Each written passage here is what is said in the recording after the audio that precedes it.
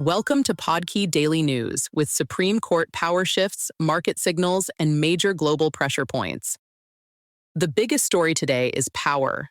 Who has it, who can lose it, and who gets protected from it? That runs from the Supreme Court to campaign cash, federal agencies, currencies, and even food prices.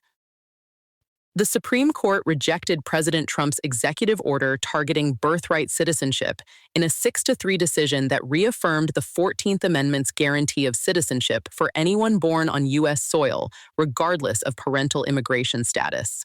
Chief Justice John Roberts wrote the majority opinion, tying it to the Constitution's text and to long historical practice. The dissenters, Thomas, Gorsuch, and Alito, argued for an originalist reading that could allow limits based on parentage. The practical takeaway is straightforward. A president cannot end birthright citizenship alone.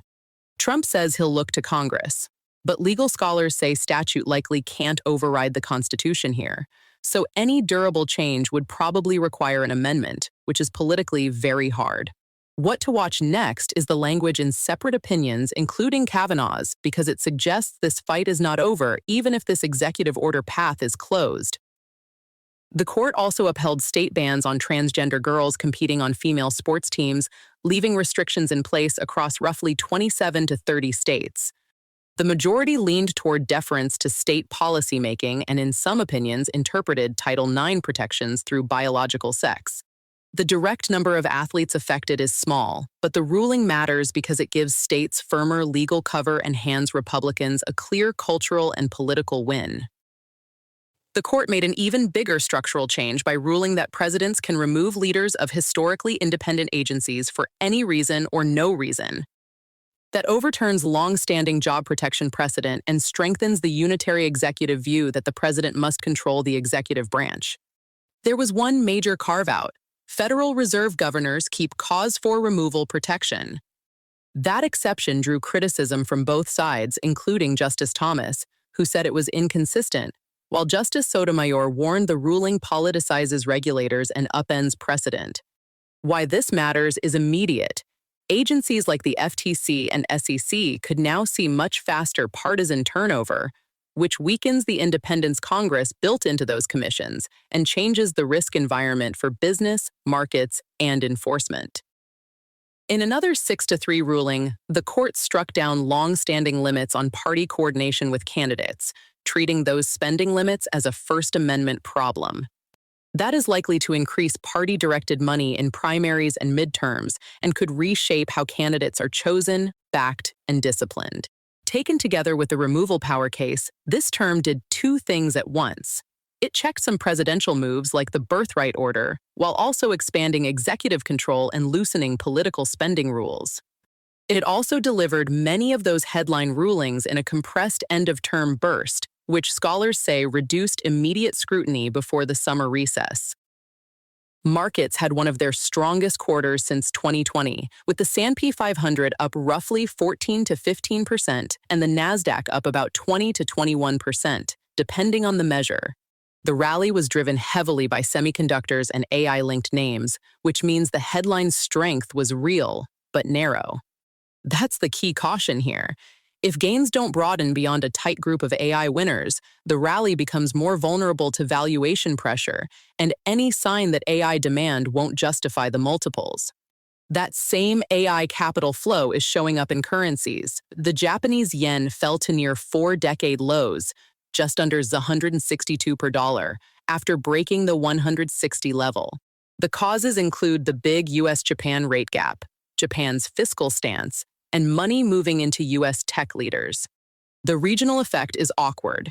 Asian exporters may benefit from AI equipment demand, but capital leaving for U.S. tech weakens currencies like the yen and won and adds macro volatility. The Justice Department says 3 major egg producers manipulated the market and drove up egg prices, and it reached settlements with Calmine Foods, Hickman's Egg Ranch, and Versova. Under the deal, the companies will donate more than 50 million eggs to food banks and pay more than $3 million in penalties. Calmine and Versova denied wrongdoing, and Hickman's chief executive declined comment. Separately, the USDA announced up to $500 million in aid for smaller meat packers dealing with shrinking cattle supplies, explicitly excluding Tyson, JBS, Cargill, and National Beef. The policy signal in both cases is that Washington is trying to respond to food price sensitivity by targeting concentration and shoring up weaker links in the supply chain. The FDA authorized Zyn nicotine pouches to market reduced harm claims relative to cigarettes based on the fact that the product contains no tobacco leaf. A federal judge also permanently blocked the Trump administration's withholding of Hudson River tunnel funds, saying taxpayer money cannot be used as a political lever. And Warren Buffett paused his usual roughly $4 billion mid-year donation to the Gates Foundation, pending a law firm review of the foundation's connections to Jeffrey Epstein. In Venezuela, twin earthquakes have killed at least in the high thousands by some accounts, with many still missing, widespread complaints about slow rescue efforts, and a growing health risk from unmanaged fatalities.